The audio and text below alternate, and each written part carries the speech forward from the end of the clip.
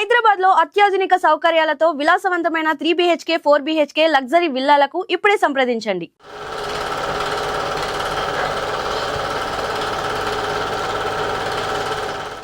నమస్తే, ధాత్రి టీవీకి స్వాగతం.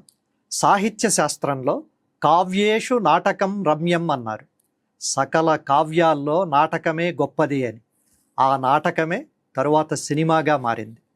సినిమా సాహిత్యాన్ని సాహిత్యవేత్తలు గొప్ప ప్రమాణంగా చూడరు. సినిమా చరిత్రను కూడా అంతే. కానీ అభిమానులున్నదేమో కోట్ల కొద్దీ సినిమాకి. సినిమా లేని ప్రపంచాన్ని ఇప్పుడు మనం ఊహించలేం. అలాంటిది సినిమా ఏర్పడ్డాక తెలుగు అడుగులు ఎలా పడ్డాయి, దక్షిణ భారతదేశంలో సినిమా మొదటి అడుగులు ఎలా పడ్డాయి అనడానికి రచయిత, జర్నలిస్టు, పరిశోధకుడు రెంటాల జయదేవ్ ఎంతో శ్రమించి రాసిన పుస్తకం ఇది. ఎంఎస్కో పబ్లికేషన్. ఫస్ట్ రీల్ మన సినిమా. ఈ ఫస్ట్ రీల్ అంటే మొదటి అడుగులు. అది తమిళం, మలయాళం, కన్నడ, తెలుగు ఏదైనా కావచ్చు. దీని వెనక ఎంతో శ్రమ ఉంది. సినిమా చరిత్రకు, అలాగే వాటి వెనక ఎన్నెన్నో మనం అనుకునే తప్పుడు వార్తలనన్నిటినీ ఖండిస్తూ లైబ్రరీలు వెతికి, ఆర్కైవ్స్ తీసుకుని అనేక చోట్ల తిరిగి రాసిన పుస్తకం ఇది. ఈ పుస్తక రచయిత రెంటాల జయదేవ్ ఇప్పుడు మనతో ఉన్నారు.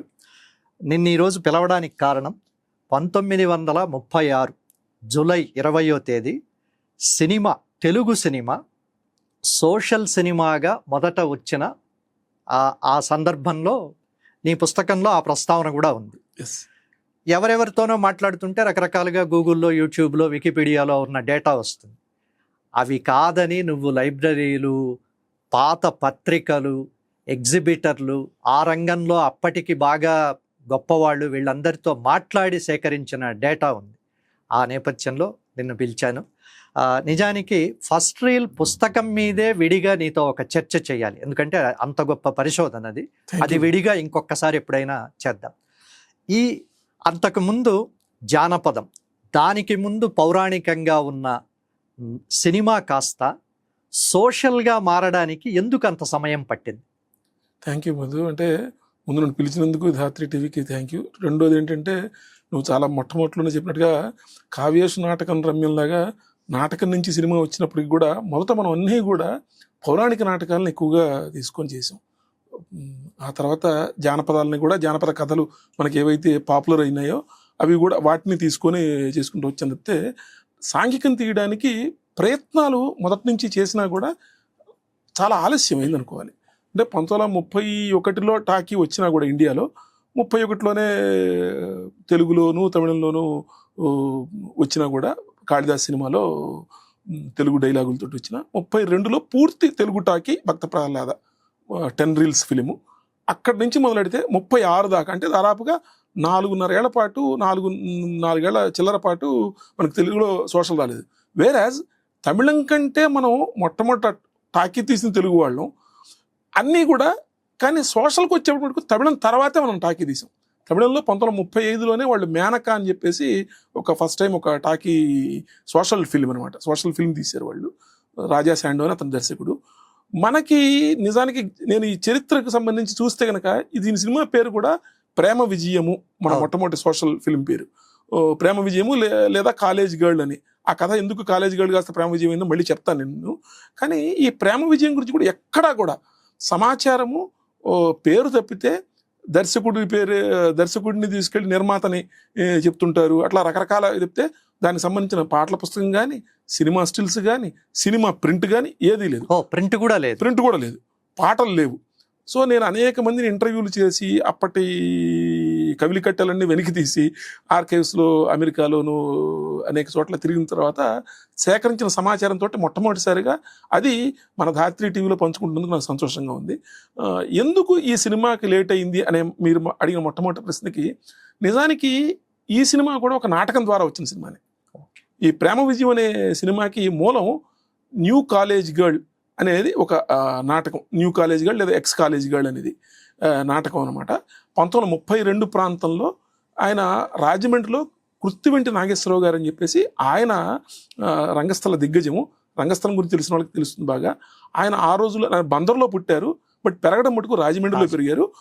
రాజమండ్రిలోనే ఆ రోజుల్లోనే అక్కడ పార్సీ నాటకాలు అవన్నీ చూసి ఇన్స్పైర్ అయ్యి 1908 ప్రాంతంలో అనుకుంటాను హిందూ నాటక సమాజం అని చెప్పేసి సాక్షాత్తు టంగుటూరి వీరేశలింగం మన టంగుటూరి ప్రకాశం పంతులు గారు నటించినటువంటి నాటక సమాజం. ఆ నాటక సమాజంలో ఈయన కూడా చేసి మొట్టమొదటి స్త్రీ పాత్రలు వేశారు. స్త్రీ పాత్రలు వేసిన తర్వాత అదే రోజుల్లో రంగస్థలంలో సత్యవోలు గున్నేశ్వరరావు గారు అని చెప్పేసి ఇంకొక ప్రసిద్ధుడు ఉన్నాడు. ఆయనతో కలిసి అనేక నాటకాలు ఆడారు. ఆ రోజుల్లో ఆయనతో విడిపోయిన తర్వాత ఈయన సొంత నాటకం కంపెనీ పెట్టుకొని 1916 ప్రాంతంలోనే స్త్రీ పాత్రలను స్త్రీలతోనే వేయించినటువంటి ఒక దిట్ట అనమాట. అదొక విప్లవం. 1916లో ఈయన చేసిన తర్వాత 1932 ప్రాంతంలో ఆయనకు ఒక ఐడియా వచ్చింది, సోషల్గా ఒక నాటకం రాయించాలని చెప్పేసి. అప్పుడు నీలాంటి ఒక పండితుడి చేత కాళ్ళకూరి హనుమంతరావు గారని ఆయన చేత ఈయన కథ అంతా చెప్పి ఆయన చేత రాయించాడు. దాని పేరు కాలేజ్ గర్ల్. అది 1932లో వచ్చిన నాటకము. అది ఆ రోజుల్లో పాపులర్ నాటకం, సోషల్ డ్రామా. అది మద్రాసు నుంచి ఇక్కడ హైదరాబాద్, సికింద్రాబాద్, గద్వాల్ దాకా అనేక ప్రాంతాల్లో, దేశంలో అనేక ప్రాంతాల్లో ఆ సినిమా డ్రామా కింద వేయడం జరిగింది. ఎక్కడికక్కడ దాన్ని ఇంకా ఇంప్రూవ్ చేసుకుంటూ మార్పులు చేస్తూ వచ్చారు. కానీ మార్పులు చేస్తూ వచ్చిన తర్వాత ఈ నాటకాన్ని సినిమా కింద తీస్తే బాగుంటుంది అని చెప్పేసి ఒక ఆలోచన కృత్తివెంటి నాగేశ్వరరావు గారికి కలిగింది. కృత్తివెంటి నాగేశ్వరరావు గారికి కలిగి ఆయన 1934 ప్రాంతంలో ఒక కంపెనీ పెట్టాలనుకున్నారు. ఆ కంపెనీ ద్వారా ఈ సినిమాని తీయాలనుకున్నారు, కాలేజీ గర్ల్ని. అక్కడ బీజం పడింది. బట్ కానీ 34 అనుకున్నది 36 దాకా చివరికి అది దేకింది. అన్ని రోజులు పట్టడానికి కూడా వేరొక కారణం ఉంది. ఈ కృత్తివెంటి దీనికి నిర్మాతని కూడా అంటారు ఎందుకు? నిజానికి అదే చెప్పాను కదా, 34లో ఆయన మొట్టమొదట ఆయన నిర్మించాలనుకున్న తర్వాత దీనికి వెనక ఇంకొక కథ జరిగింది. అదే సమయంలో ఈ కాళ్ళకూరి హనుమంతరావు గారు ఏం చేశారంటే, ఆయన రాశాడు కాబట్టి పుస్తకం ఆయన వచ్చేసేసుకున్నాడు ఆయన పేరు మీద వచ్చేసుకుంటే ఇప్పుడు సినిమా తీయాలంటే కాపీరైట్ ఇష్యూ వస్తుంది. కథ అయ్యిందే పాపం కృత్తివెంటి గారిది. అప్పుడు ఏం చేశాడు, ఇలాంటి కష్టాలు ఆ రోజుల్లోనే ఉన్నాయన్నమాట. మొదటి సినిమా సమయానికి ఇన్ని ఉండడం అనేది 90 ఏళ్ల క్రితం, కరెక్ట్గా 90 ఏళ్ల క్రితం ఇన్ని ఉండడం అనేది పెద్ద విశేషం. ఆ రోజున ఈయన ఏం చేశారు, తను ప్రదర్శించిన పద్ధతిలోనే నాటకం మొత్తాన్ని మళ్ళీ కొత్తగా రాయించడం కోసం అక్కడ రాజమండ్రి దగ్గర పెద్దాపురం ప్రాంతంలో ఉన్నటువంటి భావ కవుల్లో ప్రసిద్ధుడైనటువంటి గౌతమి కోకిల శ్రీ వేదుల సత్యనారాయణ శాస్త్రి గారి చేత ఆయన అనుకున్న పద్ధతిలో మళ్ళీ కొత్తగా నాటకం రాయించాడు. అందుకని ఆ మొదటి నాటకం పేరు కాలేజ్ గర్ల్ కాబట్టి దీనికి న్యూ కాలేజ్ గర్ల్ లేదా ఎక్స్ కాలేజ్ గర్ల్ అని పేరు మార్చాడు. పేరు మార్చి ఆ సినిమా తీయాలనుకున్నారు. ఇదే సమయంలో దేశంలో అంతా తెలుగు నాట కూడా ఓన్లీ పౌరాణికాలు, జానపదాలు తీస్తున్నారు. మద్రాసులో ఒక ది పీపుల్స్ బ్యాంక్ లిమిటెడ్ అని వాళ్ళు ఒక స్టూడియో పెట్టి సినిమాలు తీయాలనుకుని 2 కంపెనీలు స్టార్ట్ చేశారు. ఇండియన్ ఆర్ట్ సినీ టోన్ అని ఒక కంపెనీ, అట్లానే విజయ సౌండ్ ఫిల్మ్స్ అని ఇంకో కంపెనీ చేసి ఒక పౌరాణికము, ఒక జానపదము తీయాలనుకొని ఒక దర్శకుడిని పెట్టుకున్నారు. బాంబే నుంచి కెమెరా ట్రక్కులు అవన్నీ తెప్పించి వాళ్ళు తీయాలనుకున్నది ప్రేమ విజయం కాదు, వాళ్ళు ఏదో విజయ అనే పేరు మీద ఒక సినిమా తీయాలనుకున్నారు. తీరా చూస్తే వచ్చిన దర్శకుడికేమో ఏమీ తెలిసి రాలేదు. అప్పటికి మొత్తం అటకెక్కింది. అప్పుడు ఆల్రెడీ మనం సోషల్ ఫిల్మ్ తీయాలని మొదలుపెట్టాము. ఆల్రెడీ సోషల్ ఫిల్మ్ కోసం ఈయన కృత్తివెంటి నాగేశ్వరరావు గారు ఏదో ప్రయత్నాలు చేస్తున్నారని విన్నారు. ప్లస్ ఆయన కాలేజీ గర్ల్ అప్పటికే ఫేమస్ కాబట్టి అసలు ఆయన్ని పిలిపించి ఆయన ద్వారా తీస్తే బాగుంటుంది కదా అని పిలిచారు.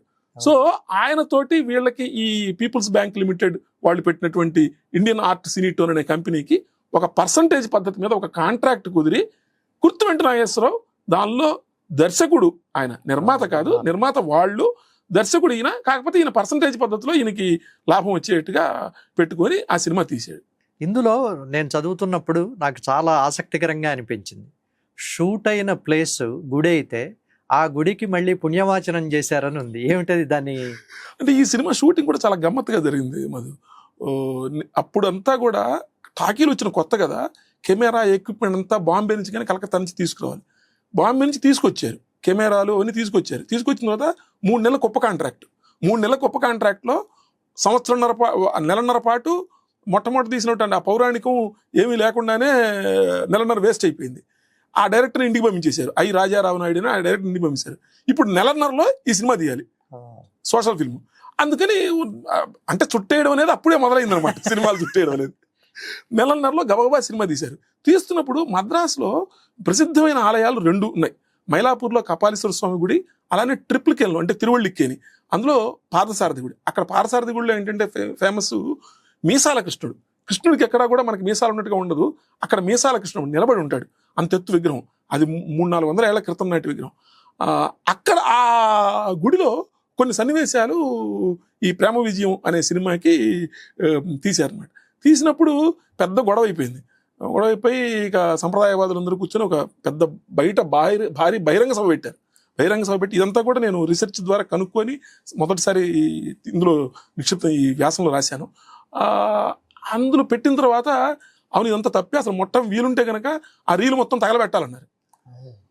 అంతదాకా వెళ్ళింది. సరే ఏదో కాళ్ళు గడ్డం పుచ్చుకున్న తర్వాత చివరికి ఏం చేశారంటే, గుడిలో ఇలాంటి అపవిత్రమైనటువంటి సినిమా షూటింగ్ లాంటివి చేశారు కాబట్టి ఇక్కడ సంప్రోక్షణ చేయాలని చెప్పేసి సంప్రోక్షణ చేశారు అనమాట. అంటే ఆ రోజుల్లో ఉన్న సామాజిక పరిస్థితులు అలా ఉన్నాయని చెప్పడం కోసం ఈ సంఘటన ఒక ఉదాహరణ. అసలు ఈ కథలో కూడా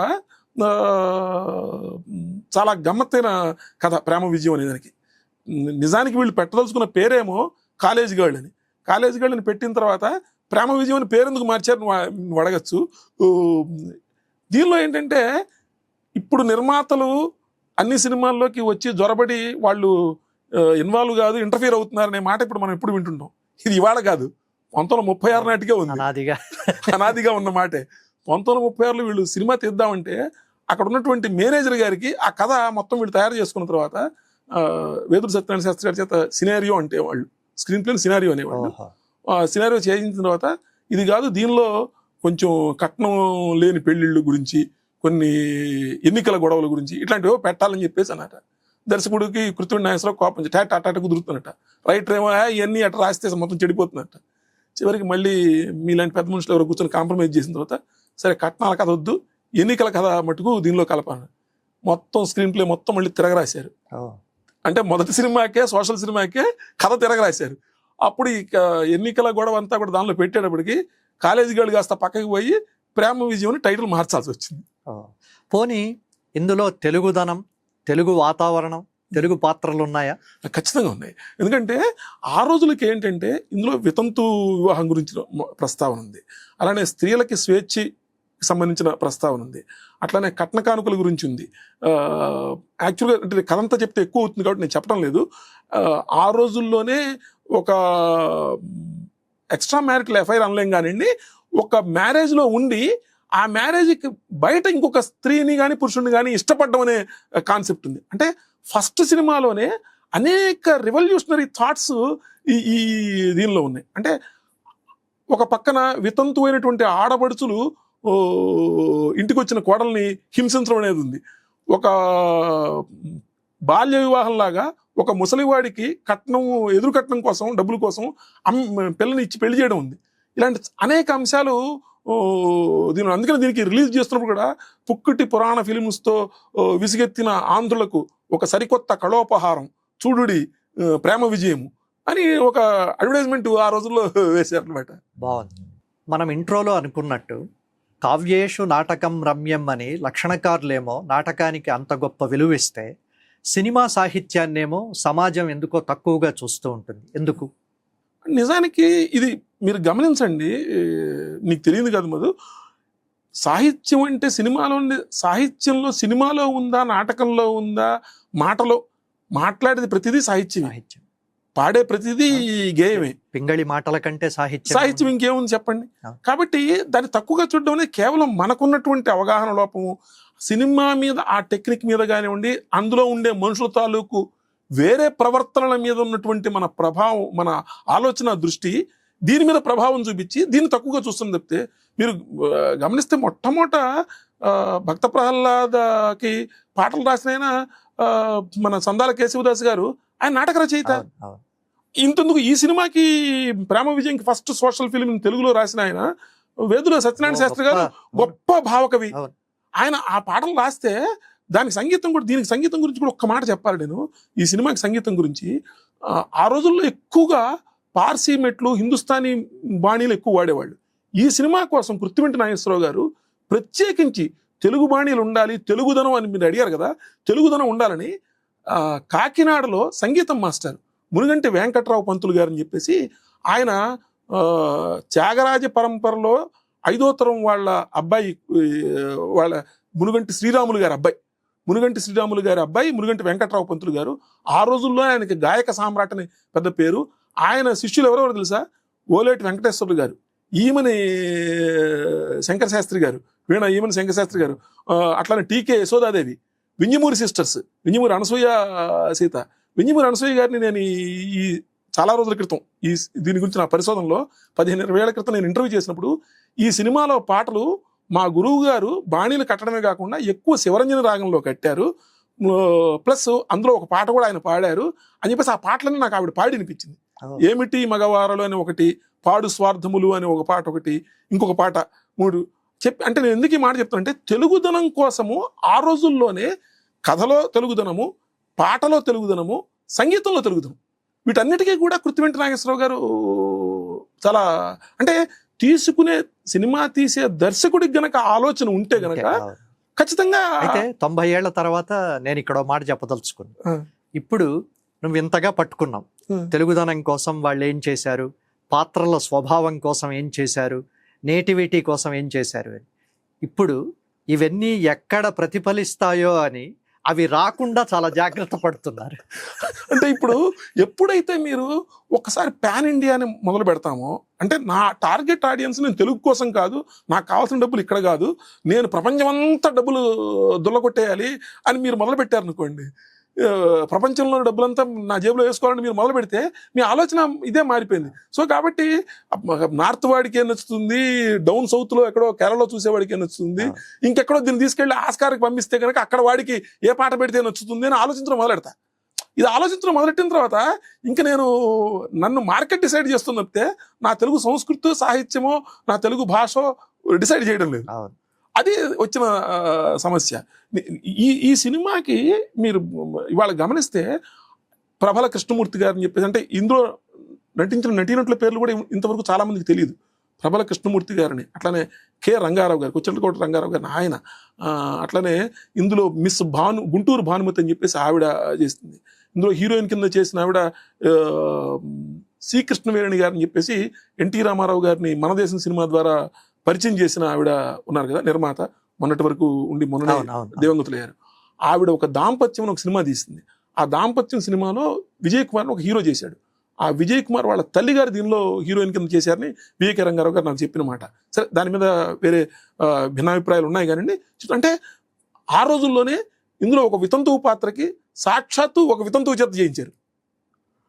అనేక విషయాలని ఇక్కడే మొట్టమొదటి మీరు నాటకంతో మొదలెట్టారు కాబట్టి నాటకం గురించి కూడా ఒక మాట నేను చెప్తాను. నేను గమనిస్తే తెలుగులో కానీ, తమిళంలో కానీ, కన్నడంలో కానీ వచ్చిన ఫస్ట్ సోషల్ టాకీలు 3 కూడా నాటకాలే. 1935లో వచ్చిన తమిళ్ ఫస్ట్ సోషల్ టాకీ మేనకాని, అది ఒక నాటకం ద్వారా వచ్చింది. దానిలోనే ఎన్ఎస్ కృష్ణన్ అని చెప్పేసి ప్రసిద్ధ కమెడియన్ ఇంట్రడ్యూస్ అయ్యాడు. అట్లానే మనది ఆ తర్వాత ఒక 6 నెలలకు సంవత్సరానికి ఒక మన సినిమా వచ్చింది, ప్రేమ విజయం. ఇది నాటకం ఆధారంగా వచ్చిన సినిమానే. మన సినిమా వచ్చిన తర్వాత ఒక నెల తర్వాత గ్యాప్లో 1936 ఆగస్టులో సంసార నౌక అని కన్నడంలో ఫస్ట్ సోషల్ ఫిల్మ్. అది సంసార నౌక పెద్ద హిట్ సినిమా. బిఆర్ పంతులు దానిలో ఏదైతే కర్ణ ఇవన్నీ సినిమాలు తీసిన ఆయన ఉన్నారో, ఆయన తెలుగువాడు, కన్నడంలో దగ్గర స్థిరపడినటువంటి ఆయన నటించిన సినిమా అనమాట. 3 సినిమాల్లో దురదృష్టవశాత్తు తమిళంలోనూ కన్నడంలోనేమో 2 సోషల్స్, ఫస్ట్ సోషల్స్ సూపర్ హిట్లు. తెలుగులో మటుకు ఫస్ట్ సోషల్ 1936 నాటికి తీస్తే అప్పటికి మన వాళ్ళు దాన్ని ఆదరించలేదు. తర్వాత మళ్ళీ సోషల్ రావడానికి తర్వాత 2 ఏళ్ల తర్వాత కానీ, దాదాపు 20 నెలల తర్వాత హెచ్ఎం రెడ్డి గారి దర్శకత్వంలో గృహలక్ష్మి అని చెప్పేసి ఆ సినిమా వచ్చింది. ఆ తర్వాత గోడవల్లి రామబ్రహ్మం గారు మాలపిల్ల, రైతు బిడ్డ, మళ్ళీ పెళ్లి. అంటే 1938-39 నాటికి కానీ సాంఘిక చిత్రాలు తీయడం అనే ఇది మన దగ్గర తెలుగులో స్థిరపడలేదు. అప్పటికి కానీ అప్పటి వరకు మనం పురాణాలు వాటి మీద ఎక్కువ ఉన్నాము. ఇప్పుడు మళ్ళీ 2026కి చూస్తే కనుక 90 ఏళ్ల తర్వాత ఇప్పుడు ఎవరన్నా పురాణాల మీద కానీ ఏమైనా తీస్తుంటే కొత్త విషయం, అన్ని సోషల్సే, లేకపోతే సోషియో ఫ్యాంటసీ తీస్తాం. ఇది ముగించే ముందు నాదో ప్రశ్న, ఇంత డేటా ఇదంతా ఎలా మెదడులో పెట్టుకున్నావు? నిజానికి నేను మెదడులో పెట్టుకున్న దానికంటే కూడా అంటే దాని మీద ప్రేమ, దాని మీద ఒక ఇష్టం, పిచ్చి. పిచ్చి అనుకోవచ్చు. చదవడము ప్లస్ ఇప్పుడు అందరం వెళ్ళిపోతాం, ఎవరు ఇక్కడ శాశ్వతం కాదు కాబట్టి వెళ్ళే లోపల మనదైన ముద్ర వేయాలంటే అంతకు ముందు మన జాతికో మన సంస్కృతికో మన భాషకో ఎక్కడో మరుగుపడిపోయిన విషయాన్ని బయటికి తీసుకొస్తే నా కోసం కాదు, ఇది చరిత్ర నిలబడిపోతుంది. మన భాషలో అరే మన చరిత్ర ఇదా, అదే 1936లో మొదటి సినిమా తీసిన వాడి గురించి ఇంతవరకు ఒక ఫోటో లేకపోవడం ఏంటి, ఆ సినిమా ఫోటో లేకపోవడం ఏంటి. కాబట్టి మనదైన ఈ రంగంలో దాదాపుగా 35-40 ఏళ్ళుగా జర్నలిజంలో కొట్టుకుంటున్నాం కాబట్టి సినిమా జర్నలిజంలో కూడా కొంత సినిమా మీద ఇంట్రెస్ట్ ఉంది కాబట్టి సినిమా గురించి మనం ఈ కొద్దిపాటి చేరిస్తే కనుక 90 ఏళ్ల తర్వాత మనం చేసిన పని ఇంకో 90 ఏళ్ల తర్వాత కూడా ఎవరో ఒకరికి రికార్డ్ అయి ఉంటుంది. నా కోసం కాదు, ఇంకో తెలుగు సినిమా కోసం, తెలుగు సినిమా చరిత్ర కోసం. ఇక్కడే నాదొక విన్నపం లేదా ఒక పరిశీలన అనుకో. మీ నాన్న రెంటాల గోపాలకృష్ణ గారు 200కు పైగా గ్రంథాలు రాశారు, అన్ని ప్రచురితమయ్యాయి. సినిమా జర్నలిస్ట్ ఆయన, ప్రఖ్యాత రచయిత, విమర్శకుడు, ఇలా అనువాదకుడు. ఇవాళ ఆయన వర్ధంతి కూడా. అది అలా దీంతో పాటు నువ్వు కూడా సాహిత్యం వైపు ఉంటే మీ నాన్న కంటే ఇంకో 2 పుస్తకాలు ఎక్కువ రాస్తావేమో అని అనిపిస్తుంది. అంటే సాహిత్యం నాకు ఇంట్రెస్ట్ చాలా ఉన్నా కూడా అవి చేస్తూ దాంతో పాటు ఇదెందుకో ఒక బహుశా విజయవాడలో పుట్టి పెరగడం మూలంగానే సినిమా ప్రభావం కొంత ఎక్కువ పడింది. ప్లస్ వీటన్నిటిలో కూడా ఏదో కొత్త, అంటే తెలుగు సినిమా పుట్టినరోజు విషయంలో కానివ్వండి, కాళిదాసు విషయంలో కానీ, ఇప్పుడు వీటి విషయంలో ఇంకా అనేక విషయాలు ఉన్నాయి. ఇవన్నీ బయటకు తీసుకురావాలంటే ఎవడో ఒకడు పూనుకోవాలి కదా అనే ఒక పిచ్చి ప్రేమ అనుకో. Thank you Jayadev. విడిగా నేను ఈ పుస్తకం మీదే కనీసం ఒక సిరీస్ లాగా చెయ్యాలి, ఎందుకంటే ఇది ప్రేక్షకులకు ఉపయోగపడుతుంది. చరిత్ర కొన్నేమో తప్పుడు అభిప్రాయాలేమో మెజారిటీగా అవే నిజమని అనుకుంటూ చలామణి అయిపోతున్నాయి. కాబట్టి అట్లాంటి విషయాలు అందులో ప్రత్యేకించి తెలుగు వాళ్ళ కంట్రిబ్యూషన్ చాలా గొప్పగా ఉంది. అవన్నీ నువ్వు ఇందులో రికార్డ్ చేశావు. వీటి మీద విడిగా చేద్దాం. Thank you Jayadev. మరో విశిష్టమైన అతిథితో తర్వాత ఎపిసోడ్లో కలుద్దాం. అంతవరకు సెలవు. నమస్కారం.